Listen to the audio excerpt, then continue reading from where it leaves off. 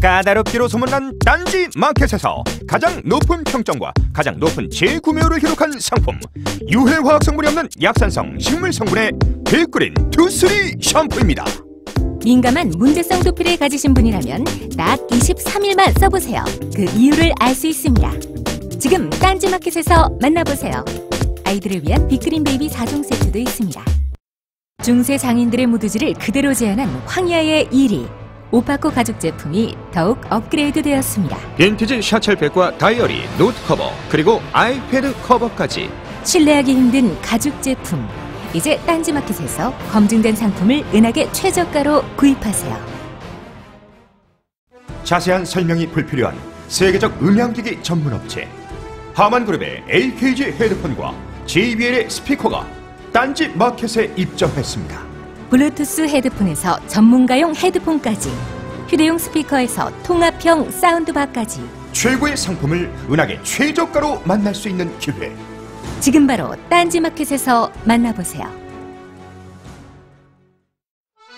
딴지마켓 최고의 히트 상품 평산네이처 아로니아 진. 은하계 최저가에 검증된 상품 아로니아 진을 5월 가정의 달을 맞아 20% 특별 할인된 가격에 여러분을 모십니다. 서두르시라. 평산네이처 아로니아 진.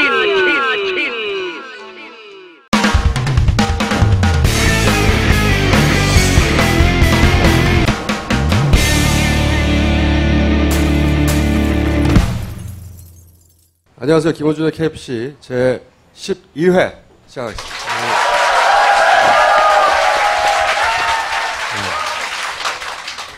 오늘은 정확하게는 6월 5일입니다. 6월 5일 12시가 살짝 넘었는데 참 소개해야지. 한 달 이상 쉬고 2주 전부터 오늘은 꼭 나가야 되지 않겠냐며 계속 문자를 보내온 계속 통화 좀 해. 이런 문자를 보내왔던 정청래 의원 나오셨습니다. 네, 오랜만에 뵙습니다. 참 겸손인 선거 전문가 정청래입니다. 반갑습니다. 그리고 요즘 그 각종 게시판에서 이 여자는 누구냐며, 심지어는 그 보수 사이트도 아니죠. 하여튼 이상한 사이트에서조차, 일모라고 하는 사이트에서조차 이름이 거론되고 있는. 네. 제가 그저께인가 누가 링크를 보내서 봤는데 정말 예쁘지 않냐? 그 사이트에서 올라와 있고 아무런 댓글이 없었습니다. 송채경화 기자입니다. 네. 안녕하세요. 한겨레 21 송채경화 기자입니다. 그리고 이제 곧 떠날 김모엽 기자 나오셨습니다. 너무 짧잖아요. 뭐 어차피 떠날 사람인데. 고맙습니다. 김보엽입니다. 그리고 새누리의 스파이로 지금 의심받고 있는 리얼미터의 이택수 대표 나오셨습니다. 네, 안녕하세요. 반갑습니다. 이택수입니다. 먼저 이번 선거를 특징 짓는 영상 하나를 먼저 보고 본론으로 들어가겠습니다. 영상 먼저 틀어주세요. 비켜주세요.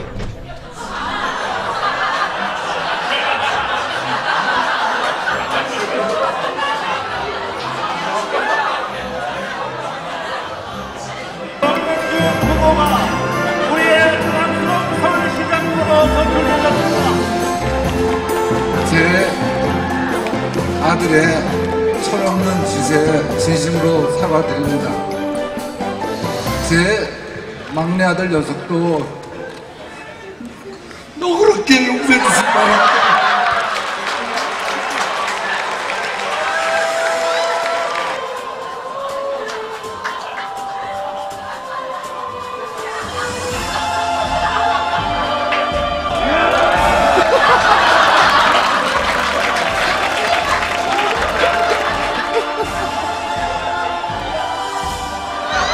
천연 눈물즙만 짜내 만들었습니다. 엄마에게 부드러워하자 흘린 그 눈물 맛. 몸짓질.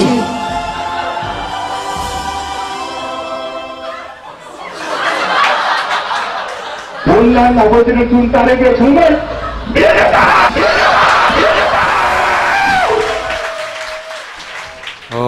저희 벙커TV에서 만든 건데 이게 점점 잔인해지고 있어요. 이번 선거를 이제 적어도 서울에서는 서울 선거를 특징 짓는 단어를 생각해 봤는데 한 단어로 하자면 집이 아니었나. 네, 남들이 우는 걸 보면서 이렇게 즐거워해도 되는 거예요. 잔인하다니까요, 우리가. 대홍즙 시대였다, 이번에. 보수 후보들은 하나같이 대통령부터 사실은 쭉쭉 흘려주셔가지고. 그리고 또 하나 특징은 가족선거였어요, 가족선거. 그죠? 적어도 서울에서는 이 가족이 승패를 결정했다. 저는 진짜로 그렇게 생각이 들더라고요. 고승도, 현재 지금 12시 기준으로 조희연 후보가 당선 유력시대죠? 네, 그렇습니다. 네, 유력시대죠. 고승도 후보가 큰 일을 하셨어요, 아주. 캔디 효과 아닌가요? 우선, 가족은 건드리지 말라고 그랬는데, 가족이 본인을 건드려가지고. 이분이 얼마나 큰 일을 하셨냐면은, 사실 교육감 선거에서는, 인지도가 아주 높은 고승도 후보, 또 문 후보, 이렇게 해서 1, 2위를 누가 되든 간에 먹는 그런 전략이었던 것 같은데, 고승도 후보 본인이 우선 자기 뒤에 뒤따라오던 문용민 후보를 물귀신 작전으로 본인과 함께. 그러면서 동시에 사실은 정몽준 후보가 마지막 주말에 자신의 이름을 언론에 노출시킬 기회를 차단해버렸어요. 정몽준 후보가 큰 피해를 입은 거예요, 사실. 정몽준 후보 입장에서도. 선거 마지막 주말에 막 자기 이름을 내면서 뭔가 치고 나갔어야 되는데 모든 기사를 다 본인 가족 이야기를 도배를 시켜버렸어요. 정몽준 후보가 노출될 기회를 차단해버렸죠.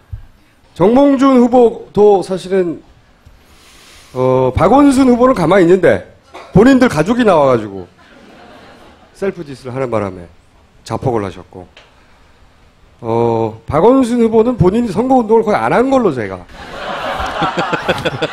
선거운동을 한 걸 못 봤어요. 왜요? 배낭 하나 달랑 메고 열심히 돌아다니셨잖아요. 그리고 조희연 후보는 누군지 모르겠어요. 아들들은 눈에 띄는데 가족들이 대리전을 대부분 한 선거였습니다. 네, 선거에서 가족들이 영향을 미치는 걸 어떻게 바라봐야 되는지 좀 잘 헷갈리는 경우가 있는데, 사실은 아버지나 뭐 약간 이렇게 자기보다 위에 있는 사람이 어떤 문제가 있을 때는 크게 문제가 되는 것 같지 않은데, 유독 자녀 문제 관련해서는 굉장히 큰 문제가 되는 것 같아요. 뭐 자녀 군대 문제라든지 아니면 돈 문제라든지 뭐 말실수라든지, 그 자녀가 어떻게 하느냐에 따라서 그 후보에 대한 이미지가 달라진다는 게 어떻게 받아들여야 되는지. 그건 전 자연스러운 것 같아요. 왜냐면은 그 자녀는 그 부모의 인격에 사실은 총함이나 마찬가지잖아요. 반드시 100% 영향을 받았다고 할 수는 없지만 오랜 시간 영향을 받아 만들어진 인격체니까 자녀를 보고 아버지 혹은 어머니의 성격이나 가족의 분위기를 유추하는 거는 자연스러운 일인 것 같아요, 저는. 자식 농사가 제일 중요한 농사라고 그러잖아요. 그리고 밥 편집! 상거리 교육 중요하다고 그러는데 그런 걸 가지고 평가를 많이 하죠. 저도 자식 아들 3명 있는데 아들만 셋 있습니다. 잘 키워야 되겠어요.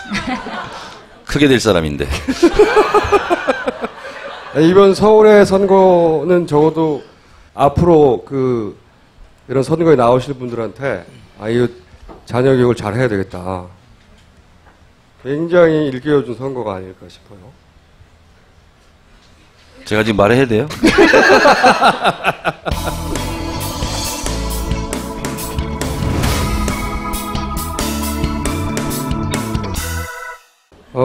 전국적으로 보면은 이번 선거가 경합 지역에서는 대부분 새누리당 우세로 현재 시간 기준으로는 결론이 나고 있는 것 같아요. 이 대목에 대해서 어떻게 생각하십니까? 새정치연합을 대표해서 이 결과에 대해서 당을 대표해서 죄송하다는 말씀 먼저 드립니다. 대표는 할 수 없지만 실제로 저희가 예를 들면 인천 같은 경우 큰 표 차이로 이기고 있다가 지금 초접전 상태로 들어갔고요. 한 번도 언론에서 쓰지 않는 것을 제가 공개하겠습니다. 실제로 광주 전략공천으로 광주에 너무 매몰되고 올인하다 보니까 지도부들이 너무 광주에 가서 살았던 거죠. 평소와는 예년과는 전혀 다른 광주를 걱정해야 되는 이런 상황이다 보니까 실제로 초접전 지역, 경합 지역에 대한 지원이 소홀했던 것이 사실이고 그 대목이 저는 개인적으로 굉장히 뼈아픈 상황이다. 이렇게. 광주 같은 경우는 이제 모르시는 분들에서 간략하게 정리하면 거기가 좀 논란이 있었죠. 그러니까 전략공천이라는 게 보통은 이제 불리한 지역에 좀 지명도 있는 후보를 전략적으로 공천해서 그 지역에 공략을 한번 해보자 이런 건데 광주 지역에 이제 지도부에서 네. 후보를 냈죠. 정확하게 말해서는 안철수 대표의 지분이죠. 근데 이제 초반에 그 지역에 워낙 지지율이 잘 안 나오니까 그 만약에 저렇게 전략 공천한 정당에서 그리고 안철수 후보가 의중이 담긴 후보가 만약에 거기서 낙선했다면 안철수 대표의 이제 정치적 미래가 아주 암담했겠죠. 좀 더 자세하게 말씀드리면 사실 예년 같은 경우는 기호 2번을 달고 광주에 큰 걱정을 하지 않고 당 지도부도 거의 내려가지 않았어요. 그리고 광주의 어떤 기운이 전국적으로 확산되는 그런 역할을 했던 곳인데 거기에 구멍이 막힌 거죠. 그러다 보니까 당 지도부는 우선 당장 급한 것이 선거 이후에 책임론이 불거질 것 같으니까 광주에 올인을 한 거고 다른 지역에 못한 거고 또 하나는 또 하나 뼈아픈 것은 전국적으로 당대표들에 대한 지원 유세 요청이 사실상 요청하지 않았어요. 오려고 해도 그래요? 오지 말아라 이렇게 손살에 치고 오히려 손해다 이랬기 때문에 김한길 공동대표랑 안철수 공동대표가 그 지역에 지원 유세를 하는 걸 그 지역의 후보들이 사실상 원하지 않았어요. 그건 왜 그렇습니까? 박영선 원내대표만 원했죠. 전 지역에서. 박영선 대표를 제가 밀었던 보람이 있어요. 근데 이래서 이상한 선거가 됐고요. 또 하나는 이유가 뭡니까? 이유가 광주 전략공천의 그것도 후폭풍이죠. 왜냐하면 그 결정이 잘된 결정이 아니다. 그러다 보니까 다른 지역에서 예를 들면 호남 지역 유권자가 많은 이런 지역 같은 경우는 사실은 그런 광주나 안산에 대한 전략공천에 대한 분노가 있었거든요. 그러니까 당원들이 당대표가 오는 것을 환영하지 않고 오히려 항의하는 이런 상황이다 보니까 스텝이 2중, 3중으로 꼬여버린 이런 상황도 있었습니다. 그것만이 유일한 원인이 아니겠지만 그런 건 아니겠지만 어쨌든 당 차원에서 대처할 수 있는 것을 할 수 있는 걸 못했다 하는 차원의 그럼 전국 지원 유세는 누구누구가 됐나요? 제일 인기가 있었던 것은 박영선이었고 그다음에 현지에서 연설을 잘한다 설득력 있게 한다 하는 것은 정동영 선대위원장이었다고 그래요. 의원님은 큰 역할이 없었고 저는 사실은 우리 마포는 좀 여유가 있어서 저는 사실은 당인이라는 게 그렇거든요. 비판할 때 하더라도 선거는 전쟁인데 어쨌든 우리가 이겨야 되고 그래서 저는 안산에 급파됐었죠. 네. 안산이 어떻게 됐죠 결과가? 안산이 지금 초박빙이고 현재 상황 우리 당 후보가 1% 차이로 이기고 있고 새누리당 그다음에 현역시장이 무소속 나갔죠. 3등 이런 상황입니다. 그리고 제가 갔기 때문에 이제 이런 상황이다라고 말하기 1%라도 이기는 것은 현재 스코어. 제가 거기 가서 매일 출근했어요. 가서 뭐 하셨어요? 교통정리. 교통정리했어요. 아니 원래 그 선거 전문가예요. 본인은 떨어질 때가 많은데 선거 전문가는 맞습니다. 네. 선거를 정말 많이 치렀고 많이 치러서 도와준 분들이 대부분 낙선했어요. 아니 이제 박원순 시장도 당선되잖아요. 박원순 시장 당선에 의원님이 기여한 바는 크게 많지 않잖아요. 어제 그저께 기사 못 봤어요? 박원순의 눈물. 그거 제가 유도해낸 거예요. 때렸어요? 홍대 앞에서. 아니 배낭을 메고 다녔잖아요 선거 때. 근데 배낭 안에 뭐가 들었을까 궁금하더라고요 저도. 그래서 배낭 안에 뭐가 들었습니까 하고 이제 꺼냈는데 꺼내다가 한남동에 칼국수 하는 그 사장님이 여사장님이 이제 편지를 썼는데 굉장히 감동적으로 썼더라고요. 근데 그 칼국수집에 한번 오셨으면 좋겠다는데 박 시장이 진짜로 갔대요.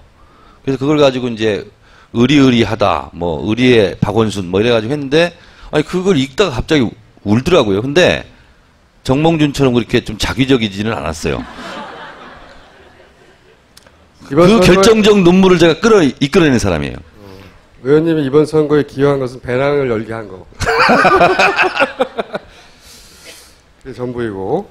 선거, 아니, 여론 전문가로서는 어떻게 평가하세요? 왜 이런 결과가 나왔습니까? 진보 성향의 그 유권자들은, 세월호라고 하는 어마어마한 참사가 있었고, 그게 이제 민심에 영향을 미쳐서, 특히 40대 앵그리맘들이 표로 말을 할 것이다라는 기대도 있었고, 사전 여론조사도 사실은 그렇게 나쁘지 않았는데.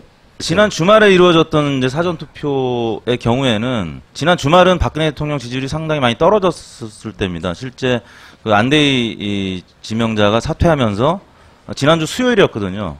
그 다음에 목금 조사에서 굉장히 많이 떨어졌습니다. 그리고 나서 바로 주말에 토요일, 일요일 선거가 치러졌기 때문에 그때는 야권의 적극적인 지지층이 투표했을 가능성도 높지만 실제 박근혜 대통령 지지율이 굉장히 떨어지는 상태에서 투표가 이루어졌기 때문에 11.49%의 투표자들은 상당히 야권에 유리한. 그래서 아까 이제 정 의원님이 그 대기실에서 말씀을 해주셨는데 마포의 경우에도 실제 그 사전 투표의 결과는 굉장히 야권에 유리한 그런 결과가 나왔다는 거고. 더블 스코어 네. 정도로 사전 투표 개표는 나오더라고요. 근데 이제 이번 주 같은 경우는 박근혜 대통령 지지율이 상당히 많이 회복된 채로 선거가 치러졌습니다. 그때 50, 60대가 또 상당히 많이 투표를 한 것으로 나왔기 때문에.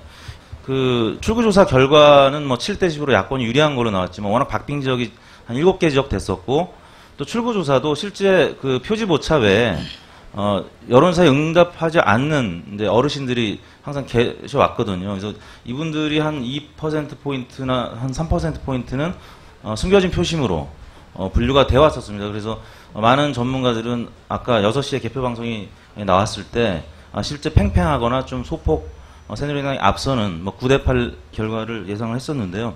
그나마 이제 진보 진영에서 기대를 걸 수 있는 거는 차기 대선 주자군이 일단 광주 시민들이 전략적으로 안철수 대표에 대한 재심을 해준 겁니다. 그래서 박원순, 문재인 그리고 안철수 대표까지 뭐 그 축구 경기로 얘기하면 스쿼드를 잘 이제 짜여 준 거죠. 광주 시민들이.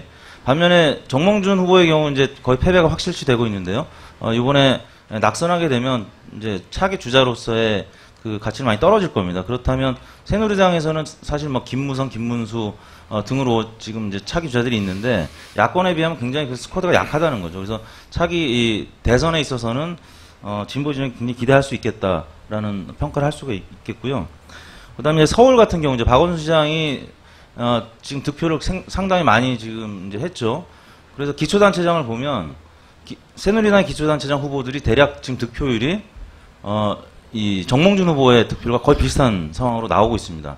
그래서 이제 박원순 시장이 서울 기초단체장 선거도 굉장히 잘 견인해줬다는 거죠. 박원순 시장이 없었다면 서울도 굉장히 어려운 선거가 될 수 있었는데 그나마 기초단체장을 잘 이끌어줬고요.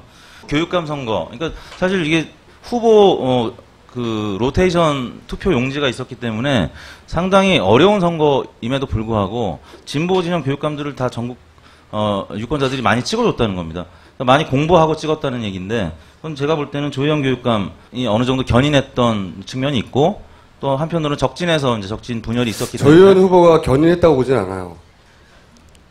고승도 후보가 나머지를 떨어뜨린 거죠. 그 조희영 후보의 이제 아들이 뭐 견인했을 수는 있겠죠. 견인하면 견퇴.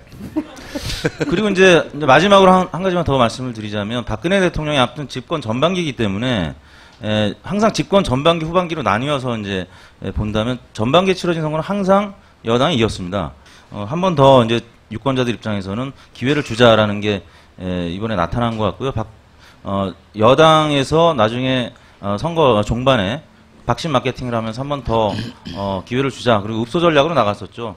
1인 시위도 했었고 뭐 그런 부분들이 상당히 사실 말도 안 되는 전략이라고 봐요. 근데 영향을 많이 미친 것으로 지금 뭐 해석을 한 번 도와주십시오 이거 아니에요. 그렇죠. 근데 그게 먹힌다는 거 어느 정도. 한 번 도와주십시오. 네, 이게 뭐야 이게? 피해자 코스프레잖아요. 네, 한 번 도와달래. 근데 이제 저는 아직 결과가 확정적이지는 않지만 경기와 인천이 새정치민주연합이 지는 걸로 결과가 나온다면 이번 지방선거는 새정치연합의 완패다라고 생각을 하고 역시 박근혜 대통령을 포함하여 새누리당 진영이 세대, 이념 그리고 계층의 아주 강고한 든든한 세력이 늘 버티고 있다 이런 생각이 좀 들어요. 이번 선거에 저는 관전 포인트가 여기에 있다고 봅니다. 서울은 어차피 이기는 게임이었기 때문에 경기도지사, 인천시장, 그리고 강원도지사 여기에 승패가 어떻게 되느냐가 관전 포인트였는데 지금은 상당히 좀 이렇게 암울한 분위기죠. 이기지 못했다면 진 거죠. 하여튼 당을 대표해서 계속 죄송하다는 말씀 드립니다. 아, 강원도 역전 중이에요?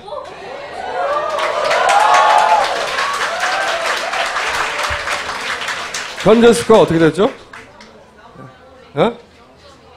0.2%요? 아, 정말 접전이네. 최문순 지사는 또 저하고 개인적으로 친한데 잘 됐으면 좋겠어요. 근데 이 보수 진영에서 단일화하지 않았던 이유가 있어요. 왜냐면은 저는 그거 보면서 영리한 전략이라고 생각했던 것이 이제 보통 그 정당 딱지를 붙이고 나올 때는 단일화하지 않으면 안 되죠. 그죠? 정당을 보고 찍는 경우가 많기 때문에. 근데 이번에는 사람 이름만 쭉 써 있거든요. 누군지 절대 몰라요. 조희연 후보를 한 달 전에 아신 분 몇 명 없습니다. 뭐 어디 손 들라고 그래? 몇 명에 들라고. 그렇기 때문에 대표적으로 서울교육감도 마찬가지였잖아요. 문용린 그리고 고승도. 그러니까 이름이 서너 명 쭉 있고 보수 후보들이 어차피 모르는 가운데 조금이라도 인지도 있는 사람이 먹는 거예요. 왜냐하면 보수 후보라고 그래서 1번을 주고 그러지 않거든요. 돌아가요. 투표구마다. 그러니까 사실은 보수 후보가 2명이 나오는 게 혹은 3명이 나오는 게 더 확률이 높다고 판단한 거예요. 저는 그 전략을 그렇게 이해했거든요. 단일화하면 유리할 거라는 생각은 과거의 패러다임이고 이 방식에서는 단일화하다고 유리하지 않아요. 절대. 모르니까 누군지. 그런데 이번에 결과는 그 헷갈리는 가운데서도 진보 교육감을 골라서 찍었다는 얘기예요. 이 교육감들이 득표한 표 속에는 이 사람이 첫 번째 왔을 경우 보수 후보인 줄 알고 새누리당 후보인 줄 알고 찍은 사람들도 있다는 거지. 그 안에. 있다는 거죠. 그리고 그 외에 더 많이 득표한 것은 알고 찍은 사람들이 더 많다는 거고 진보 쪽에는. 저는 그렇게 이해했는데 그래서 저는 좀 이상하다고 생각하는 지점들이 있어요. 왜냐하면 교육감이 총 17군데에서 선거를 했는데 그중에 최소 11곳 이상 많으면 13곳까지 현재 시간 기준으로는 진보 교육감이 이제 탄생할 것 같단 말이죠. 그렇게 생각하면 이 진보 진영에서는 적어도 진보 진영이라고 다들 신문 열심히 보고 그러지 않단 말이죠. 그 생리적으로 내가 이쪽이 더 끌려 이런 사람도 많아요. 공부 많이 안 해도 신문 많이 안 보고. 근데 그런 사람들도 굳이 나는 이번에 골라서 찍어야지 하는 사람이 더 많았다는 얘기인데 민심이 그랬다는 얘기지. 조금 더 적극적이고 진보 진영에서 이번에 꼭 골라서 찍어야 되겠다고 했던 적극적인 투표 의지가 더 많았다고 치면 저는 경합 지역에서 조금 더 긍정적인 결과가 나왔어야 될 것 같은데 그래서 보시면은 새누리 전통적인 강세 지역에서도 진보 교육감이 지금 많이 당선되거든요. 좀 의아한 결과입니다, 이게. 단순히 그 선거 시스템의 제도 때문에 그렇게 된 건지 해석이 좀 필요한. 근데 저는 그 교육감 선거가 자치단체장 같은 경우에는 보수 쪽이 되는데 교육감은 진보 쪽이 되는 그런 거가 사람들이 교육을 좀 약간 차별화해서 이제 생각하게 된 게 아닌가라는 생각이 들거든요. 그러니까 지금 보면 보수 쪽 교육감 후보자들이 내세운 공약이나 이런 것들은 뭐 수월성 교육, 그러니까 공부를 잘하는 애들 더 잘하게 가르치는 것, 뭐 실력을 더 높여야 된다 이런 것들이었는데, 그러니까 사실 진보 쪽 교육감들이 주장한 것은 사람과 관련된 교육 이런 것들을 훨씬 더 중요하게 공약으로 내세웠는데, 이제 사람들이 그쪽으로 좀 많이 선택을 한 게 아닐까. 이게 이제 합리적인 해석인데, 합리적으로만 해석되지 않는 것도 저는 있다고 좀 봐요. 아니, 근데 진짜 합리적인 해석을 제가 해볼게요. 뭐냐면, 이런 거거든요. 제가 말씀드리는 게 맞다는 것이, 예를 들어서, 충청남도 안희정 지사 같은 경우요. 정당 지지율에서는 굉장한 격차로 새누리당이 앞섭니다. 근데 실제로 결과로는 안희정 지사가 거의 당선 확실히 되고 있지 않습니까? 그래서 실제로 안희정 지사 같은 경우는 당의 색깔을 드러내기를 원하지 않았어요. 그래서 당 지도부가 지원 유세에 오는 것을 원치 않았어요. 그렇기 때문에 개인기로 뚫어보려고 하는 거죠. 그러니까 다시 말해서 이념 대 이념, 기호, 정당 대 정당의 대결이 아니라 어쨌든 본인이 4년 동안 도정을 잘 이끌었던 거에 대한 평가를 받고 싶었던 부분이 많았거든요. 마찬가지로 교육감 부분도 이념 대 이념 대결로 갔다면, 예를 들면 영남 같은 경우는 보수 교육감이 탄생했겠죠. 근데 그런 것이 옅어진, 전선이 흐릿한 이런 상황 속에서는 인지도 싸움이었다. 근데 이제 진보 교육감들이 다 그러면 인지도가 높았느냐? 그렇지 않다는 거죠. 아니, 실제로 높았어요. 부산의 김석준 후보 같은 경우에 굉장히 인지도가 높죠. 인천의 이청현도 마찬가지고. 아니, 그런 인지도가 높은 후보 많이 있었냐? 그건 아니라는 거예요, 제 말은. 맞아요. 네. 그러니까 그렇게 해석되는 후보도 있죠, 물론. 근데 이제 제가 말씀드리고자 하는 것은, 이렇게 이제 결과를 놓고 이제 해석은 100만 가지로 할 수 있는데, 제가 이번 선거를 보면서 이상하다고 생각했던 몇 가지가 있는데, 그 중에 하나가 이렇게 그 경합 지역에서 진보 교육감이 탄생했는데, 보수 광역단체장이 탄생한 것들. 또 하나는, 이건 조금 더 이상해요. 세월호 사건 이후에 유난히 폭발과 화재 사건이 많았습니다. 굉장히 많았죠. 근데 사실 그 소방반대청 국가 화재 정보센터라는 데가 있어요. 그런 데 들어가서 보면 하루에 200건씩 불이 나긴 해요. 전국적으로. 불은 많이 납니다. 불이 더 많이 난 건 아닌데, 과거에 비해서. 그런데 더 많이 보도됐죠. 예를 들어서 지하철에서는 유례가 없는 폭발 같은 것도 있긴 했어요. 뭐 애자 폭발, 고압 전선에 그 애자 단자 있잖아요. 제 지역구에서 발생했습니다. 이런 애자 폭발 사건은 전례가 없거든요. 그리고 뭐 박근혜 대통령이 눈물 회견하고 떠난 날 제가 세봤는데 9개인가 그날 기사화된 사건만, 폭발, 화재 뭐 이런 게 더 많은 사고가 발생하지 않았을진 모르지만 더 많은 보도는 이루어졌어요. 확실하게. 그리고 그렇게 크게 보도된 사건들이 선거 일주일 전부터는 보도 안 됩니다. 그건 이상한 거예요. 선거를 보다가 이 지점은 이상한데? 왜 이렇게... 아니, 설득력이 좀 부족해. 근데 세월호 이후에 네. 안전이라는 의제가 굉장히 중요해졌고. 물론 그렇게 합리적으로 생각할 수 있죠. 네. 합리적으로.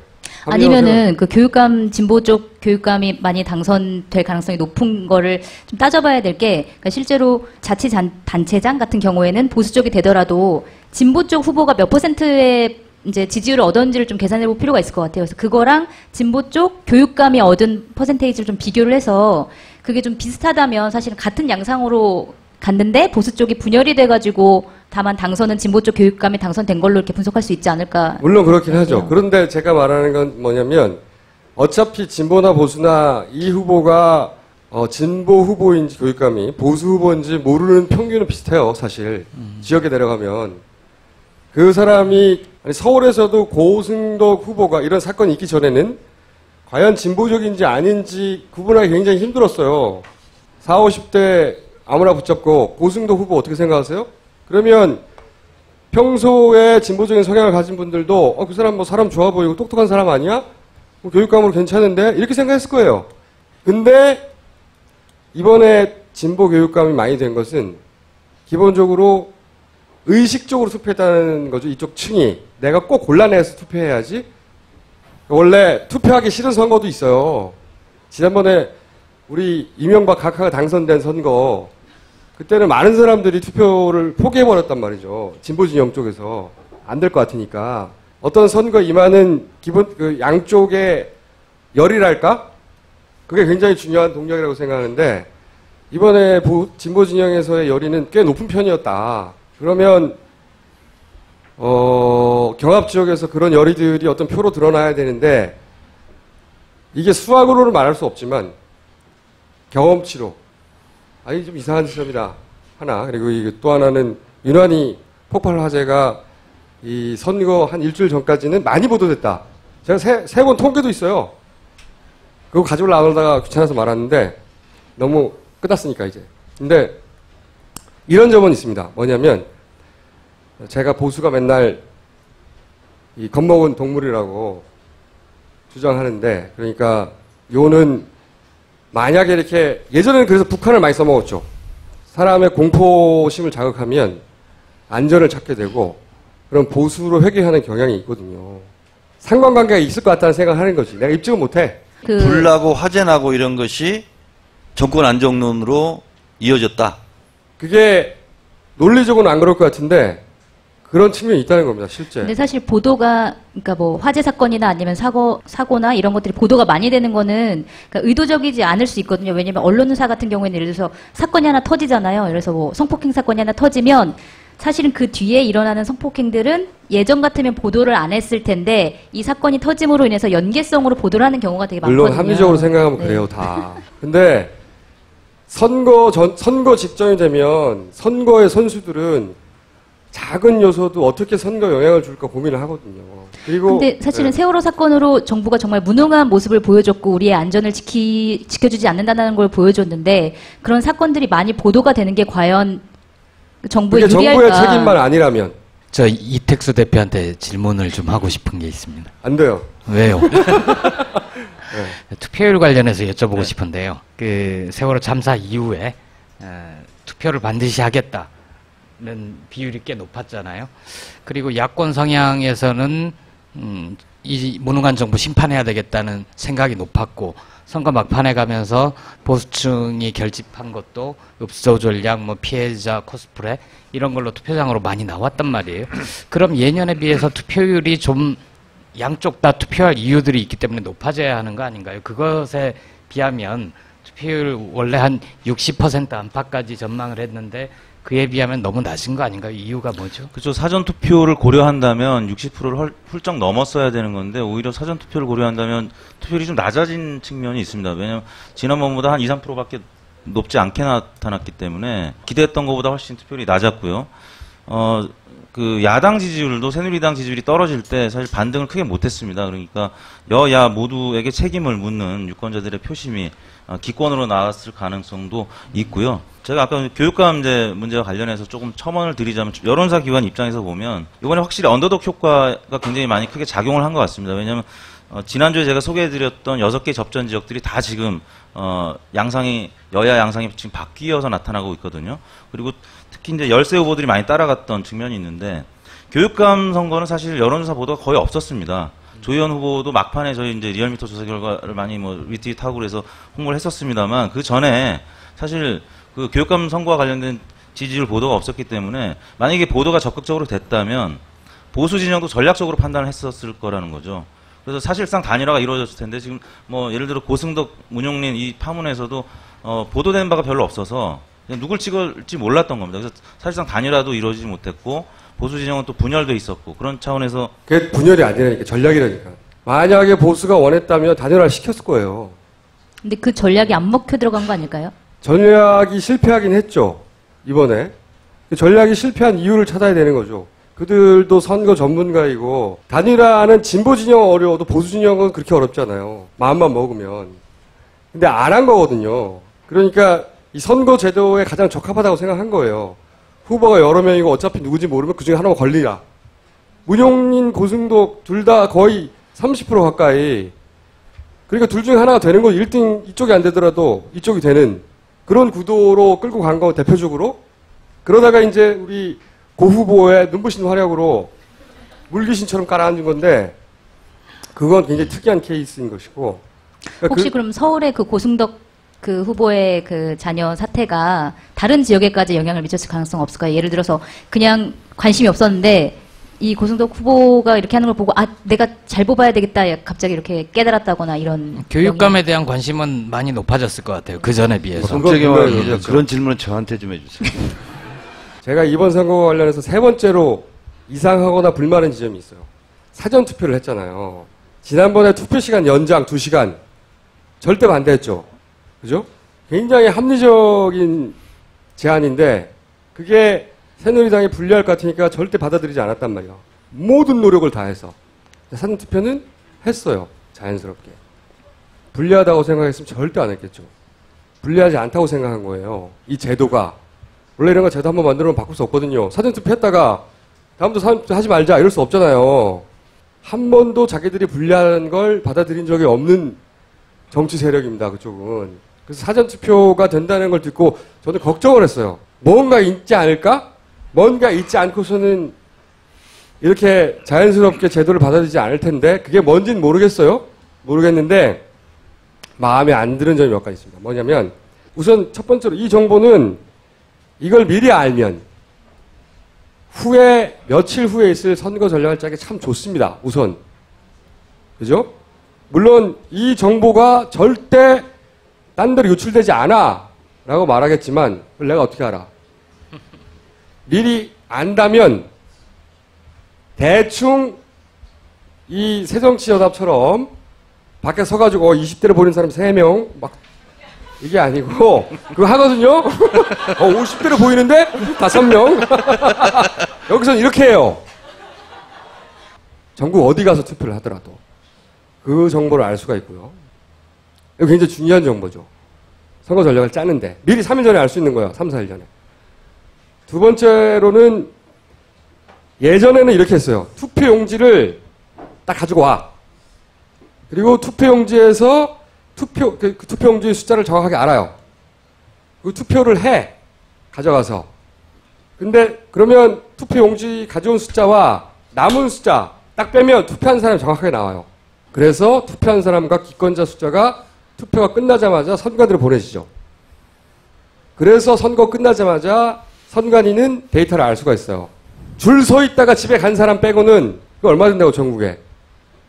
혹은 6시 땡 해가지고 보고한 숫자 이후에 온 사람들 막판에 줄 서서 뒤에 있다가 갔거나 줄이 서 있는 그 사람들을 제외하고는 정확한 숫자가 나오거든요. 근데 이 출력지 기계로 출력하는 거는 이미 출력이 되기 때문에 이번에도 대전에서 50장 정도 투표지가 더 추가로 발급이 됐단 말이죠. 강북구 의동에서도 몇 장 더 발급되고 그렇다는 얘기는 이 숫자가 정확하게 안 나온다는 겁니다. 이게 왜 중요한지는 다음 시간에 제가 말씀드릴게요. 굉장히 중요한 거예요. 이 숫자가 정확하게 그 자리에서 안 나온다는 건. 그리고 두 번째로 마음에 안 드는 건 투표함을 복원한다고 하잖아요. 동사무소 혹은 폐쇄 사무실에서 복원하는데 CCTV를 달아놨다고 하거든요. CCTV라는 게 기본적으로 디지털 데이터가 저장되는 거예요. 그렇죠? 나는 디지털 데이터를 믿지 못해. 그런데 그 이외에 3일 동안 혹은 4일 동안 그것이 전혀 그러니까 완벽하게 안전하다고 하는 걸 확인할 수 있는 방법을 새정치연합에서 가지고 있느냐? 못 가지고 있죠. 안산에서 2,000표 차이로 이겼답니다. 이기고 있다? 이겼다. 아, 이겼다? 오케이. 여기 못 가지고 있죠? 무슨 얘기하는지 안 들었어요. 잘했어! 못 가져 있다 이거지. 나는 이게 또 마음에 안 들어요. 물론, 이때까지 아무 일도 없었다면, 이걸 못 믿는 거는 자체가 말이 안 되지만, 저는 선관위 디도스 사건도 봤거든요. 실제로 벌어진 일이잖아요. 그러니까 절대로 그럴 일이 없어. 이렇게 한다면 하는 방법을 보고 싶다는 거지. 세 번째로 마음에 안 드는 것은 여기가 굉장히 중요한데 우리가 이제 개표 기계 많이 봤잖아요. 대선 때 분류기 기계가 박원순 일로 가. 그 다음에 정몽준 절로 가. 그리고 조의원 일로 가고 그리고 고승덕 절로 가. 분류를 한단 말이에요. 그 기계. 지금 선관위에서는 전자개표가 아니라고 그래요. 기계로 분류를 할 뿐. 그죠? 전자적인 개표를 하는 건 아니라고 그러는데 사실은 전자개표가 맞아요. 어떤 의미에서 전자개표가 맞냐면 이 분류를 하는 기계를 제어하는 이 기계가 어떻게 분류를 할지 그 제어를 하는 PC가 달려있다고요. 이 PC의 프로그램에 의해서 이쪽으로 저쪽으로 분류를 하는 거예요. 그러니까 두 개는 하나의 장치라고 봐야 되는 거예요. 전자적으로 걸러내는 게 맞는 거지. 근데 이 연결되어 있는 PC를 이번에 노트북으로 바꿨어요. 레노바 노트북으로 바꿨습니다. 특정 모델로. 그리고 이 노트북은 원격에서 제어가 안 된다고 말을 했어요. 원격으로 제어되면 봅시다.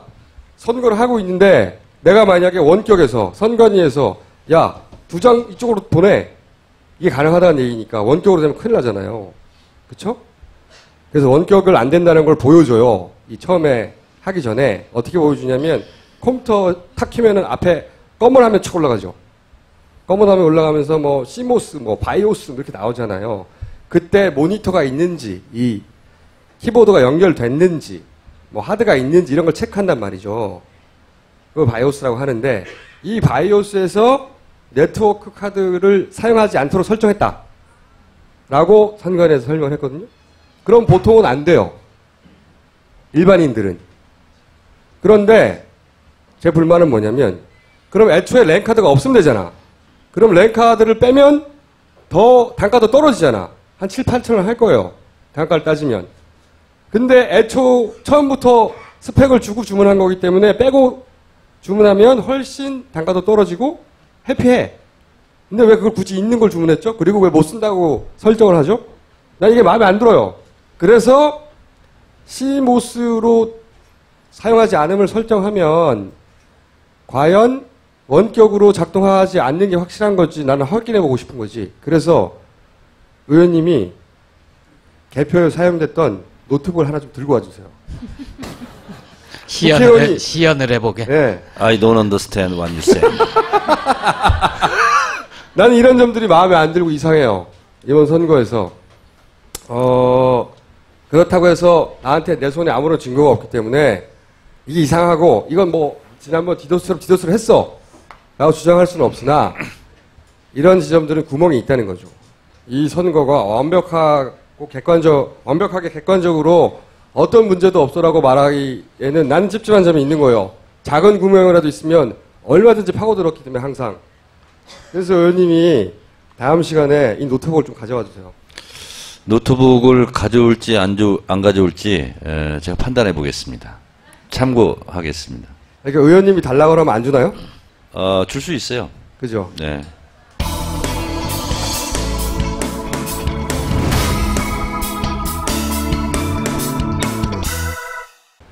이 지방선거 전까지만 하더라도 정몽준 후보가 차기 그 대권주자 선호도에서 1위를 하고 있었어요. 2위가 문재인 의원으로 15.7%였습니다. 지난 1위가 한 20% 됐었나요? 정몽준 의원이 이제 그 선거 종반으로 가면서 많이 떨어져서 17.8%였었습니다. 아, 17과 15. 네. 3위가 박원순 시장이고 12.7. 12. 4위가 안철수 대표로 11.6. 안철수 대표가 많이 떨어졌었네요. 이 순위가 이제 지방선거 결과가 나오고 나면 바뀔 것 같아. 그죠? 그렇습니다. 박원순 시장이 꽤 상승할 것 같고요. 안철수 대표도 사실 뭐 이번에 이제 광주 시민들이 한 번 더 기회를 주는 것으로 나왔기 때문에 안철수 대표도 그동안에는 이제 하락을 했었는데 소폭 상승할 가능성도 있습니다. 정몽준 후보는 어떻게 될 거라고 보십니까? 정몽준 후보는 여권 주자군에서 좀 상당히 그 가능성 면에서 떨어질 가능성이 있고요. 이제 김문수 이제 후보가 있습니다만 두 분도 사실 당권에 더 이제 관심 있는 분들로 분류되고 있기 때문에 아까도 말씀드렸지만 여권은 어떻게 보면 굉장히 스쿼드가 굉장히 약해지는 거죠. 그래서 야권이 이번 선거를 통해서 이제 대선 지형이 굉장히 강해졌다, 가능성이 높아졌다 이렇게 봐야 될 것 같습니다. 그러면 1위를 누가 할까요? 글쎄요, 이제 당분간 문재인 의원과 박원순 시장이 그러니까 1위를 누가 하냐고. 제가 봤을 때 이제 박원순 시장이 꽤 올라가서 1위를 한 1, 2주 후에는 할 것 같습니다. 네. 박원순 시장이 어떤 의미에서는 퍼니셔예요, 퍼니셔. 발음을 정확하게 해주세요. 박원순 시장과 붙었다 하면 족족이 상대방의 정치적 치명타를 입습니다. 제가 이 부분은 좀 예언을 해도 될까요? 아니요? 예언하겠습니다. 네. 그 세월호 참사와 지방선거 때문에 여러분 기억에서 멀어졌지만 제가 7%로 무공천이 처리된다 예언한 거 맞았잖아요? 아. 그런 적이 있었죠? 가물가물하지만 그랬던 것도 같네요. 네. 네. 정확하게 맞췄어요. 6.88%로 이겼으니까. 그리고 박영선 기억나세요? 무슨 얘기냐면은 그때 무공천이다, 공천해야 된다. 결국은 투표 붙였어요, 그죠? 그리고 그 직전에 정청래 의원이 예언을 했습니다. 7%로 공천하는 걸로 결론이 난다고. 그랬더니 그 다음날 진짜로 거의 7%로 6.88. 6.88. 네. 거의 뭐 신의 경지죠. 그런데요. 그리고 박영선 원내대표 1차 투표도 제가 맞췄어요. 잘했고요. 52표. 네. 이렇게 될 것 같습니다. 지금 일단 안철수 대표는 기사회생했습니다. 광주 시민들이 역시 굉장히 전략적 투표를 한 건데요. 총선 대선까지는 안철수를 활용하자. 그래서 용도 폐기가 폐기됐어요. 그래서 안철수 대표는 기사회생을 했는데 사실상 상처뿐인 영광이죠. 왜냐하면 안철수 대표랑 통합하면서 안철수 대표를 얼굴로 내세워서 이번 지방선거를 치르려고 했는데 그것은 정확하게 안철수 대표 입장에서는 실패한 거죠. 왜냐하면 인기가 높고 선거에 도움이 될 것 같은 경우는 후보들이 제일 잘합니다. 누구 와라, 누구 와달라 이건데 이 부분에 있어서 박영선 원내대표한테 밀렸어요. 그렇기 때문에 광주에서 그런 전략투표가 있었음에도 불구하고 안철수 대표가 전도가 양양한 건 아니다 이런 거고요. 그리고 저는 사실 그건 좀 야권 지지자 입장에서 좀 안타까운 부분이세요. 왜냐하면 안철수 대표를 영입해서 사실 이번 선거를 치러보자 그런 의도가 굉장히 야권 층에서는 컸었는데 그 역할을 못했죠. 그러니까 안철수 대표 개인으로서는 광주에 늪에 빠진 거죠. 그리고 다른 지역까지 손사래를 쳤고 그리고 다른 지역을 갈 시간도 없었고 이렇기 때문에 안철수 개인으로서는 이번에 득점한 것이 별로 없다 이렇게 되는데요. 이번에 득점을 야권 대권 주자 중에서 한 분은 문재인, 박원순. 이제 박원순이 후보가 승리 효과가 분명히 있을 거고요. 또 하나는 일이 했고요 이미. 네, 또 하나는 이번 지방선거 과정 속에서 그래서 1위가 될 거라고 보십니까? 저 전망처럼? 저는 우열을 가리기 어렵다. 문재인과 박원순. 왜냐하면 이번 지방선거에서 안철수 대표는 많은 상처를 받았지만 문재인 의원 같은 경우는 실수 없이 거의 차곡차곡 이렇게 득점한 경우가 있거든요. 그래서 전국을 다니면서 상당히 지지세를 확보한 측면이 있습니다. 그래서 문재인과 박원순이 실제로 1, 2위를 앞으로 그러니까 1위가 누구냐고 1위. 1위는 문재인.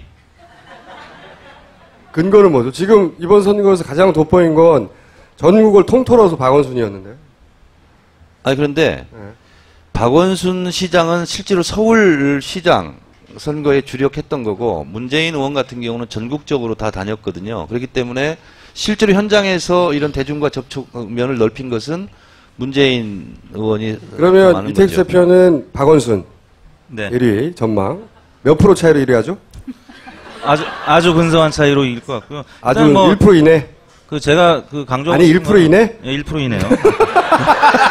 강조하고 싶은 것은 네. 지금 야권 후보들을 다 합치면 지난주 기준하면 44%가 야권 지지율이에요. 그리고 여권 후보들을 다 합치면 34.5%에 불과합니다. 그래서 박근혜 대통령한테 지금 굉장히 몰입돼 있는 새누리당의 이 권력 구조가 앞으로 1년, 2년 지나서 박근혜 대통령의 집권 후반기가 되고 레임덕이 오면 굉장히 어려워진다는 거죠. 새누리당의 향후의 총선, 대선 전망이. 그래서 앞으로 이번 지방선거가 어떤 터닝 포인트가 될 거고요.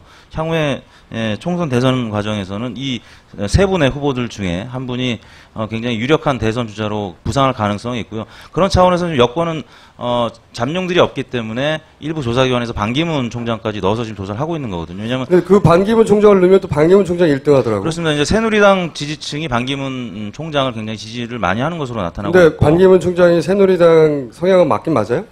박근혜 대통령이 반기문 총장을 염두에 두고 있다 이런 설이 있기 때문에 염두야 뭐 마음이죠. 네. 반기문 총장 얘기가 나와서 하는 말인데 저도 박원순으로 바꾸겠습니다.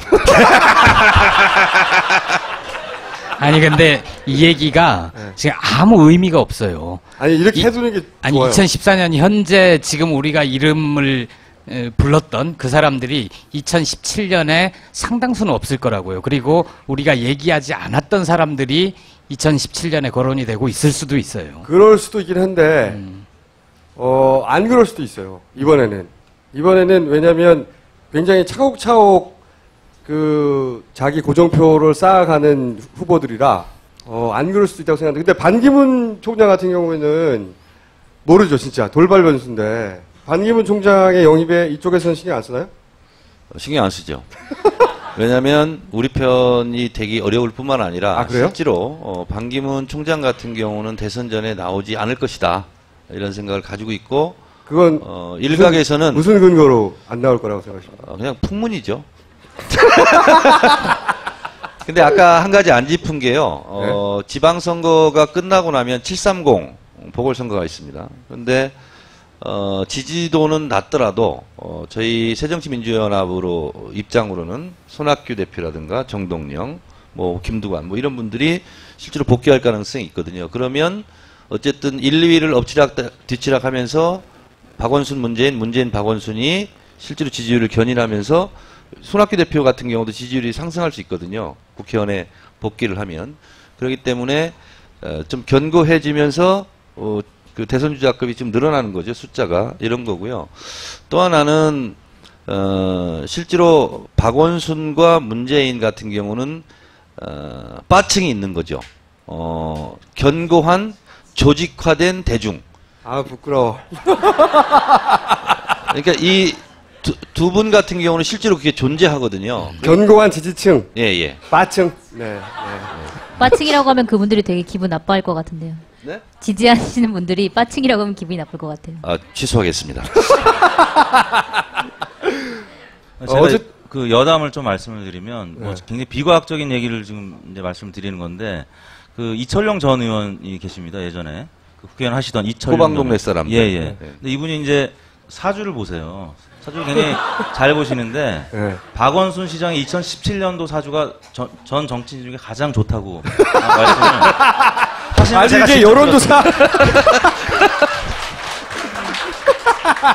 이런 거 말씀하셔도 괜찮으신 거예요? 근데 이철용 전 의원과 그 박원순 시장은 사이가 굉장히 안 좋습니다. 왜냐하면 예전에 그 낙천 운동을 했던, 그래서 박원순 변호사가 하셨을 때 그분이 이철용 전 의원이. 아니 근데 여론조사기관 대표가 할 말은 아니잖아 그게. 네, 그래서 아니 근데 그 2017년 뭐 대선 주자의 그 기상도 이런 얘기를 하기 전에 당장 선거가 9대 8이 됐든 아니면 새정치연합이 더 광역단체장을 한두 자리 더 많이 갔더라도 선거의 내용으로 보자면 저는 야당이 참 잘 못 치른 선거라고 생각을 하고, 그거는. 이거보다 훨씬 성적이 좋았어야 돼요. 그 이후에 벌어질 일들이 좀 끔찍해요. 암울하다는 생각이 들어요. 당장 뭐 대선 주자군이 이쪽이 많고 이런 낙관적인 얘기를 할 수가 없는 게, 세월호 심판론과 박근혜 동정론 이게 맞붙어서 어쨌든 내용적으로 보면 전자가 압도적으로 이겨야 되는데 그렇지 못했잖아요. 그러면 이 내용을 가지고 현 집권 세력 쪽에서는 세월호 참사에 대한 심판 여론이 높았으나 이제 아직 제대로 진상조사도 하지 않았는데 우리는 사면복권 받았다라고 스스로 해석을 할 수가 있는 거고, 정 의원님이 730 말씀하셨는데 재보궐선거 앞두고 공천권을 누가 행사하겠습니까? 그러면서 박근혜 대통령 중심의 이 친정 체제가 굉장히 공고해질 거란 말이에요. 그럼 안 그래도 지방선거 전에도 오만과 독선의 국정 운영 이 비판을 많이 받았는데 이게 전혀 이 교정될 기회가 사라져 버린 거죠. 그건 저는 이 새정치연합의 책임이 크다고 생각합니다. 왜냐하면 그걸 받아서 소위 이제 이 앵그리맘들이 그 분노를 받아서 정치로 전환시켜서 풀어낼 동력을 줬는데 그걸 못한 거거든요. 그죠? 당을 대표해서 죄송하게 생각합니다.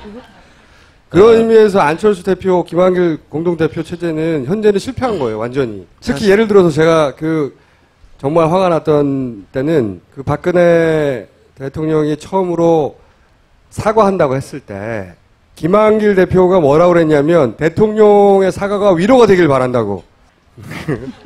화났었죠. 진짜 말도 안 되는 건 그만큼 이게 민심이 어떻게 돌아가는지 전혀 모르는 거예요. 그 경우 당 내에서는 그 대표의 발언에 대해서 어떻게 평가했어요? 평가 안 했어요. 왜냐하면 이게 지도부하고요 평의원하고 이 온도차가 있습니다. 있고 그런데 실제로 저는 이런 말씀 드려도 될지 모르겠지만 아직도 당 최고위원회라든가 이렇게 하면은요 종이신문 복사해가지고 다 올리고 그걸 가지고 회의를 하거든요. 근데 그거는 신문이 아니라 구문이 돼버렸거든요. 그래서 실제로 이렇게 언론공학적 접근 이런 거 그리고 워딩 정리 저는 그것이 좀 불만인데 어쨌든 아직도 종이신문 보고 회의해요? 그렇습니다. 그러니까 아침에 인터넷 여론 이런 것이 중요한 것이 아니고 종이신문 조중동 복사 그리고 한겨레 이렇게 복사해가지고 이만큼 두껍게 복사해놓고 그걸 가지고 그게 여론의 바로미터인 양 이렇게 보고 있거든요. 근데 지금같이 광속으로 움직이는 이 세상에서 항상 한 발 뒤늦게 가는 거죠. 근데 더 웃긴 건 김한길 대표가 그 다음에 바꿨어요 또. 그 입장으로 그렇게 사과가 위로가 되길 바란다고 일종의 자기가 박근혜 대통령과 동등한 자격의 국정 운영을 같이 하는 동반자 코스프레를 한 거거든요. 상대가 저 정도 나와주니까 동반자로서 그 정도 사과는 또 받아줘야 되는 거 아니냐. 자기가 동등하다고 생각하는 거야. 아무도 그렇게 생각 안 하는데. 근데 더 웃긴 건 그 코스프레를 하다가 확 바꿨어요. 180도로. 다음 날인가? 다음 날 아침인가? 그럴 거예요. 예. 네. 그건 왜 그런 거예요? 잘 모르겠어요. 근데 어쨌든 욕을 전화를 많이 받았나? 아니 그러니까 판단이 있으죠. 그러니까 이런 것 같아요. 제가 당 지도부는 아니지만 어찌됐든 세월호 참사가 발생한 이후로 계속 새누리당 쪽에서 말실수를 했지 않습니까? 그리고 계속 타겟팅이 됐고 새정치민주연합은 하여튼 정청래를 비롯해서 다 지금 침묵 모드 그리고 이렇게 추모, 애도 분위기 이렇게 가서 별 실수가 없었어요. 새정치민주연합 의원들 같은 실수할까봐 아무것도 안 한 거죠. 물 밑에서 많이 움직였어요. 근데 제가 봤을 때는 이게 발이 한번 꼬여서 넘어지면 다시 일어나는 시간도 있고 또 아프고 막 이렇잖아요. 그래서 실제로 광주, 안산 전략공천 그 파문이 너무 컸죠. 그리고 그것이 안철수 대표와의 통합 시너지를 다 날려버리고 그러면서 선거 전에 들어갔고 당 지도부는 광주에 올인하고 발이 묶여버리고 그리고 실제로 최고위원들조차 이렇게 조직화가 되지 않고 예를 들면 A 최고위원은 어느 지역을 가라. B 최고위원은 어느 지역을 맡아라. 이것도 조차 없었어요. 그래서 일정이 없고 어디를 가야 될지 모르고 이런 상황이기 때문에 초박빙 경합지역 같은 경우는 그런 부분이 상당히 저는 뼈아프다 이런 건데 중요한 것은 만약에 이번 선거가 새정치민주연합의 패배로 끝난다면 실제로 5월 말 6월 초 6월 1일 실제로 이렇게 판이 뒤집히는 상황을 우리가 알고 있었거든요. 근데 그 시점이 뭐냐면 박근혜 눈물이 있었고 그리고 도와주세요. 광화문 이런 읍소 작전이 있을 때인데 그래서 제가 당 지도부에 제가 전화를 했어요. 이건 심상치 않다. 그리고 새누리당이 멍청한 사람들이 아니고 선거의 전문가들인데 저렇게 하는 것은 표가 나오기 때문에 그렇게 하는 거 아니냐. 근데 일부 이제 시민들이 가서 뭐 웃기고 자빠졌네 뭐 이런 것도 하고 막 그래서 당장은 속은 시원할지 몰랐겠으나 그것이 표심을 실제로 우리 편들에게 2번 찍을 사람들에게 뭐 마음을 움직이지는 않았겠지만 1번을 찍을 사람들에게는 위기감을 불러주기에는 너무나 충분했죠.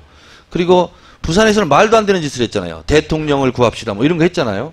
근데 그게 우리 입장에서는 말도 안 되는 거였지만 저쪽 새누리 헷갈리네.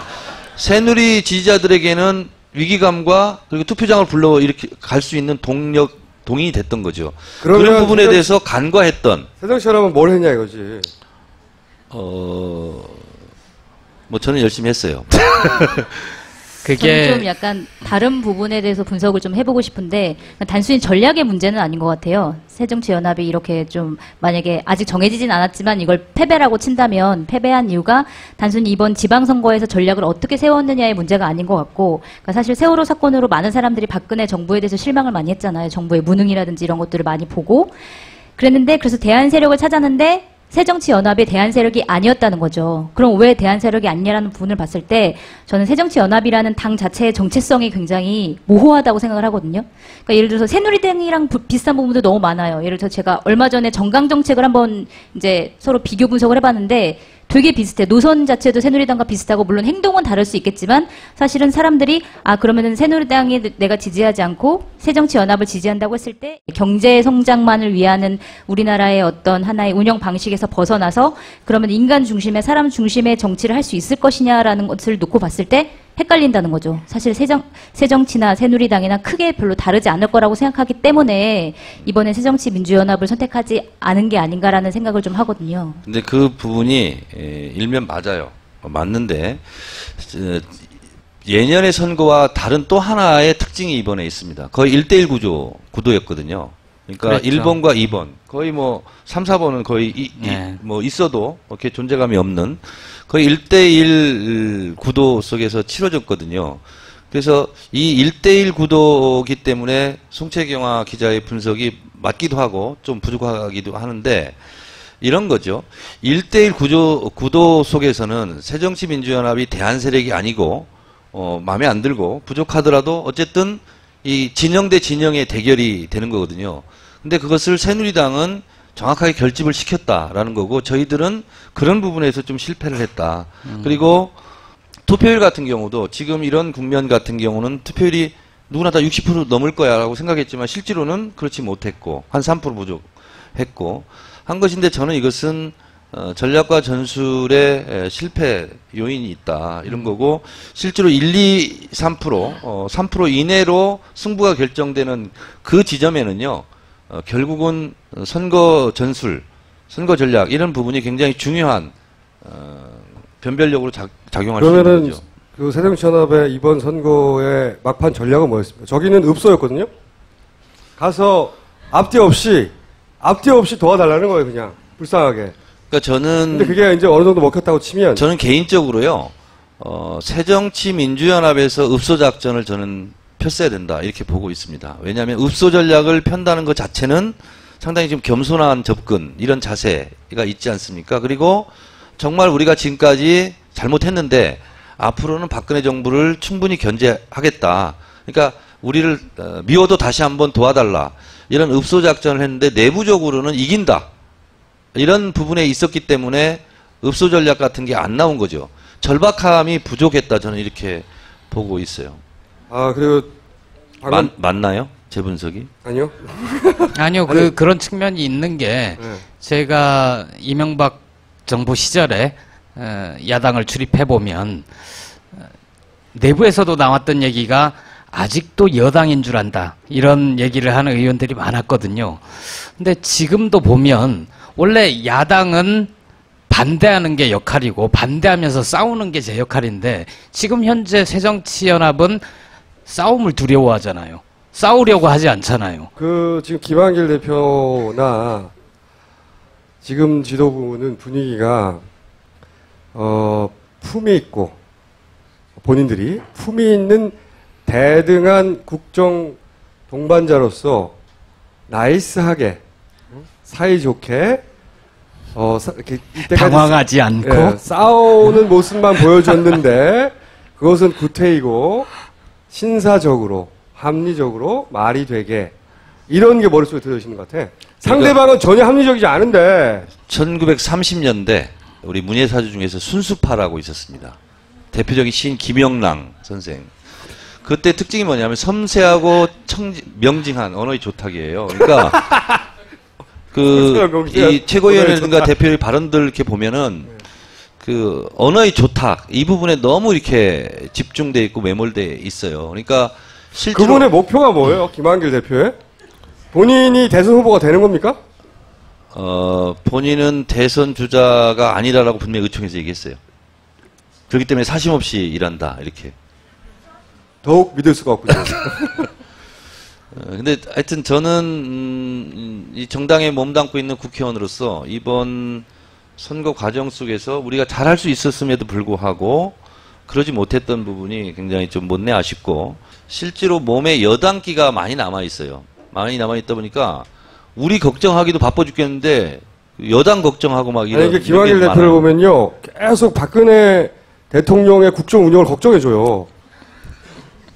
자기 걱정에 바쁘게, 그러니까 자기도 제대로 못하면서. 저는 그 품이라는 게 도대체 무슨 의미인지 잘 모르겠어요. 물론 국회의원으로서 혹은 뭐 정치를 하는 사람으로서 뭐 행동이 방정해야 되고 이런 품위는 충분히 이해할 수 있는데 사실 정치라는 게 사람들이 대신 싸워달라고 정치인을 뽑은 거잖아요. 나 대신 좀 싸워주세요. 상대방 세력과. 역한 여자네.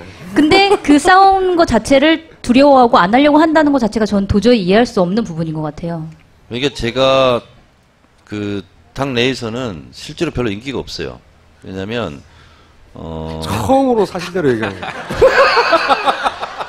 당 바깥에서는 당 바깥에서도 별로 없어요. 근데 그 이상하게 이렇게 좀 이렇게 정확하게 직접적으로 이렇게 말하는 것을 굉장히 저어하는 분위기가 실제로 있습니다.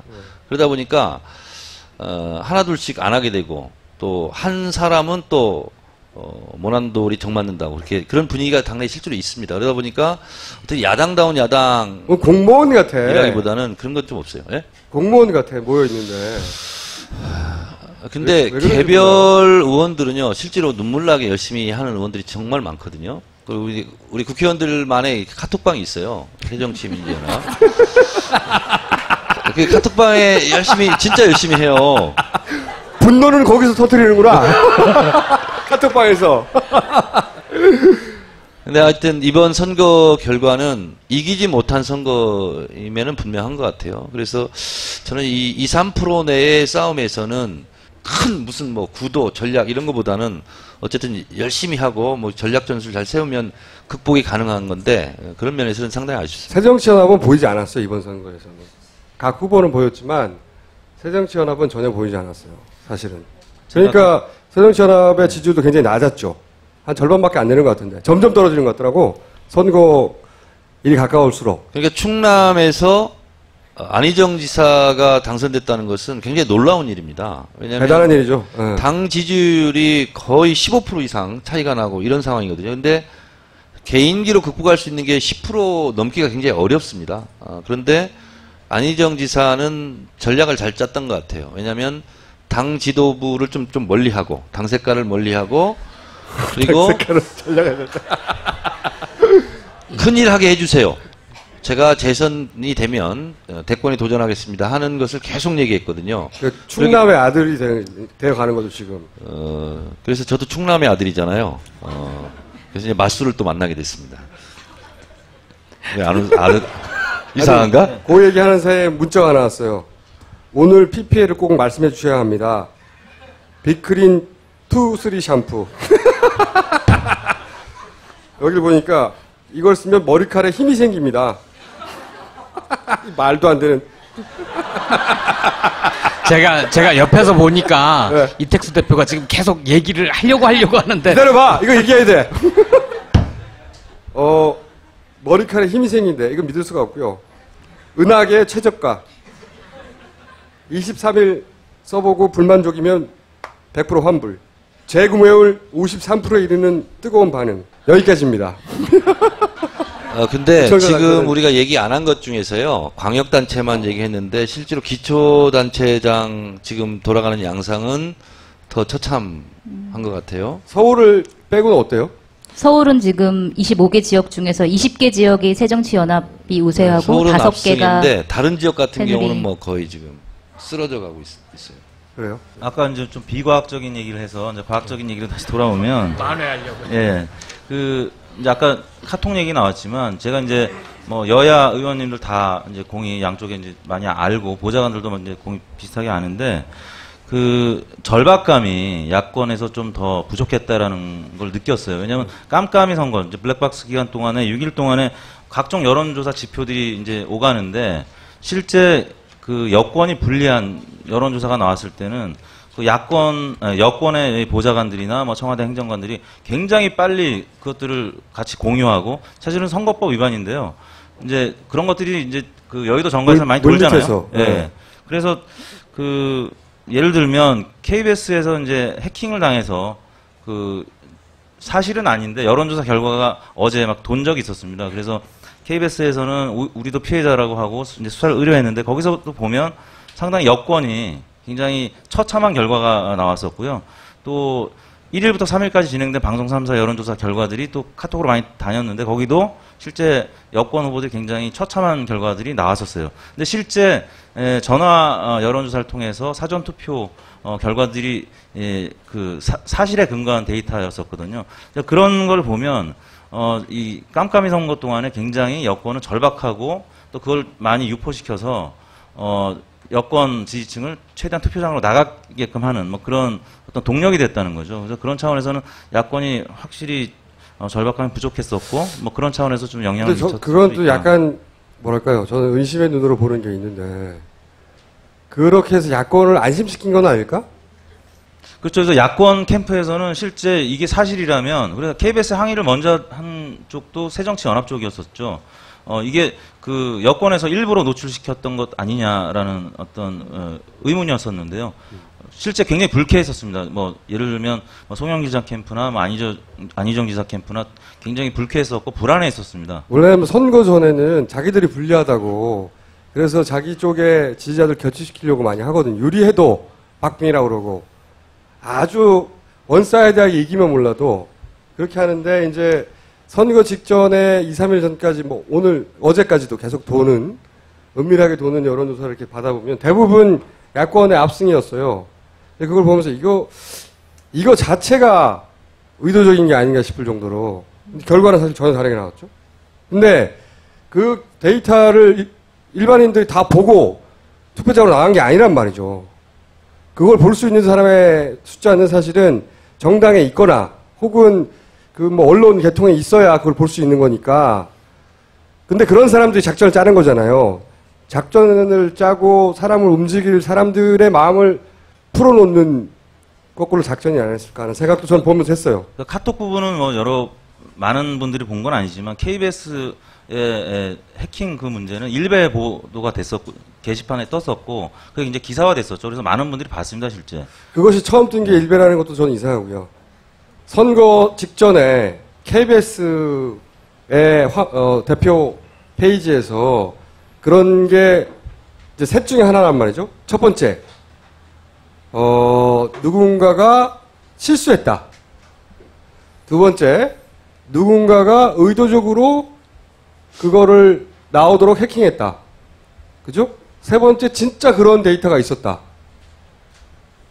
그러면 진짜 그런 데이터를 미리 그러니까 선거하기 전에 미리 가짜로 이런 데이터, 그러니까 그 부정선거죠. 그런 말들을 하신 분도 있었는데 이런 결과를 만들어 놓고 내일 이런 결과대로 발표할 것이다. 이게 하나가 있는데 이건 가능성이 거의 제로고 실제로 제로고 둘 중에 하나잖아요. 조작하다가 실수로 퍽 나갔어. 아니면 그걸 일부러 누군가가 뜨게 한 거잖아요. 누군가 이제 해킹을 했다고 쳐보자요. 그럼 의도가 있을 거 아니에요. 의도가. 그 해킹의 의도를 생각해보면 그걸 해서 야권에 유리하냐고 여권에 유리하냐고. 기분은 당장 그걸 야권 지지자들이 보고 순간적으로 좋았을지 모르겠으나 그것이 선거에 미치는 영향을 생각하면 야권에 불리한 거예요, 이게. 근데 분명한 것은요, 왜 노출이 됐을까? 이 부분은 이제 수사를 통해서 이제 밝혀져야 안 밝혀질 거라고 봅니다. 이해할 수 없는 점은 뭐냐면은요, 이 테스트용으로 이렇게 할 때는 가상의 인물로 합니다. 예를 들면 뭐 홍길동, 뭐 성춘향 이렇게 해놓고 퍼센트지도요, 지지율도 10%, 20% 이렇게 써놓는 거거든요. 근데 54.6% 뭐 예를 들면 이렇게는 안 한다는 거죠. 그래서 이 부분은 저는 이해할 수 없어요. 자, 예, 야권의 사실상의 패배 혹은 최소한 승리는 아니다 이렇게 말할 부분이 있고 그리고 지금 이 지도부가 당분간은 가게 되는 거고요, 그죠? 보궐선거까지도 가는 거고 지금과 같은 구조라면 다음 총선까지도 가는 거 아닙니까, 사실상? 그렇지 않습니다. 그렇진 않아요? 네. 내년에 바뀝니까? 1년 임기입니다. 그러니까 내년 3월 달이 전당대회 하게 돼 있어요. 네. 어쨌든 내년 3월까지는 가게 될 가능성이 높은 거죠. 상당히. 그럴 가능성이 높지 않아야 되는데 높을 것 같습니다. 높지 않아야 된다고 함으로 해서 지도부와 가까워질 수 있는 가능성을 다시 한번. 그리고 그럼에도 불구하고 이제 여론조사 전문 기관의 입장에서 전체 틀을 보는 입장에서는 야권 대권 주자들은 좀 더 선명해졌다. 그리고 아마 눈에 더 잘 띌 것이다. 박원순은 1위 할 것이다라고 전망. 저도 아까 입장 바꿨죠? 1% 내외로 1위 할 것이다. 그럼 2위는 문재인으로 전망하시는 겁니까? 그렇죠. 이제 당분간 투톱 체제로 갈 것 같고요. 이제 안철수 대표도 아까 말씀드린 대로 반등할 가능성은 있습니다. 워낙 많이 떨어졌기 때문에. 근데 저는 광주에서 아무리 그 윤정현 후보가 당선이 된다고 하더라도 만약 이번 지방선거에서 경기도와 인천에서 실제로 패배를 할 경우에 지도부의 책임론이 없을 수 없다고 생각하거든요. 저는요, 제 생각보다 더 중요한 게 있습니다. 뭐냐면 730 보궐선거가 있지 않습니까? 그러면 새누리당이라든가 조중동에서는 흔들어 놔야 되거든요. 그렇기 때문에 저는 보수 언론 쪽에서 일부러 더 지도부 책임론 이것을 키워서 당내 분란 집안 싸움으로 몰아갈 가능성이 있다 이렇게 봅니다. 근데 이번엔 730이 사실은 미니 총선이라고 불릴 만큼 그 이번에 선거를 치르는 지역이 많은데 이번 지방선거에서 만약에 야당이 패배를 했다라고 결론이 날 경우에 730에 미치는 영향이 어떻게 될지 좀 궁금하거든요. 그러니까 뭐 견제 차원에서 730은 야당에게 표를 줄지 아니면 730마저 야당이 좀 패할지 그 부분이 좀 약간 궁금한 부분인 것 같아요. 저는 만약에 지금 지방선거가 새정치민주연합의 완패로 끝나면 실제로 730 보궐선거도 그대로 갈 것이다 이런 예측이 있지 않습니까? 근데 어쩌면 또 너무 여당에 일방적으로 힘을 몰아주는 거 아니냐. 그래서 국민들은 계속 균형을 맞추려고 하는 게 있거든요. 그런 가능성도 있다 이렇게 보고 있습니다. 근데 그거는 정 의원님의 개인적인 기대 같고요. 원래 선거가 끝나고 나서 얼마 안 있다가 치러지는 선거는 거의 밴드웨건 효과가 더 크게 작용을 하기 때문에 실제 예를 들어 새누리당이 승리한 걸로 만약 결론이 날 경우에는 재보궐선거도 새누리당이 이길 가능성이 높습니다. 자, 그러면 정리를 한번 해보죠. 책 소개 좀 할게요. 한겨레 책이구나. 그렇죠. 한겨레 출판에서 나온 네. 책인데요. 네. 저희가 세월호 그리고 지방선거 때문에 많이 잊고 있는 곳이 있는데 쌍용차 그리고 밀양 송전탑 재능교육 콜텍 제주 강정마을 현대차 비정규직 코롱 이 7군데 장기투쟁 사업장을 그 만화와 르포로 소개하는 책입니다. 섬처럼 고립돼 있다 그런 뜻인 것 같은데요. 섬과 섬을 잇다. 한겨레 출판에서 나온 책입니다. 많은 관심 가져주세요.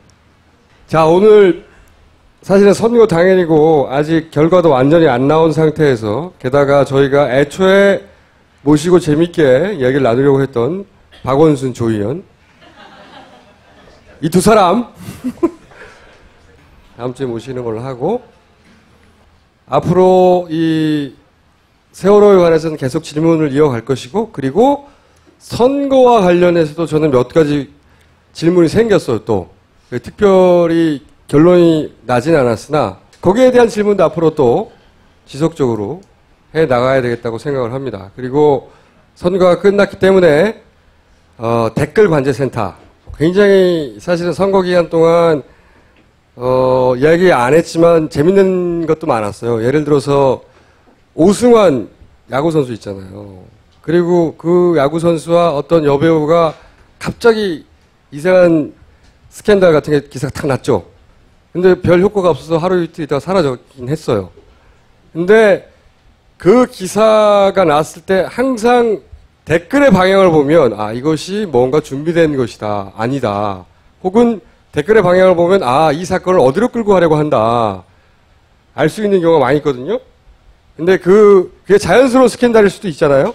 정말 스캔들이 있어서 그게 아니라 아 이것은 만들어진 스캔들이구나 라고 싶었던 게 그 댓글을 보면 그 가장 높은 추천을 받은 댓글 중에 첫 번째 리스트, 두 번째 리스트, 세 번째 리스트 쭉 보면 다 광우병 얘기를 합니다. 그 여배우가 지금으로부터 4년입니까? 5년 전에 광우병에 대한 발언을 한 적이 있어요. 다 잊어버렸거든요, 전부 다. 사람들은 무슨 대단한 사건도 아니었기 때문에. 근데 갑자기 광우병에 대한 댓글들이 막 달리고 추천이 제일 높이 실려요. 이런 건 만든 거죠. 이거에 댓글 관제센터가 만들어지면 깔끔해진다는 거지. 댓글 경보 삐뽀 올리고 막 댓글 군안을 하러 달려가는 거죠. 다 민간 댓글사들이. 그 센터를 조만간 개설할 테니까 기대해 주십시오. 자, 몇 가지 약속드리면서 오늘을 마무리하겠습니다. 계속 질문을 할 사항들은 아직도 남았고 세월호에 관한 질문도 그리고 이번 선거에 관한 질문도 앞으로 계속 해나가겠다. 그런 약속을 드리면서 오늘 여기까지 하겠습니다. 감사합니다. 고맙습니다.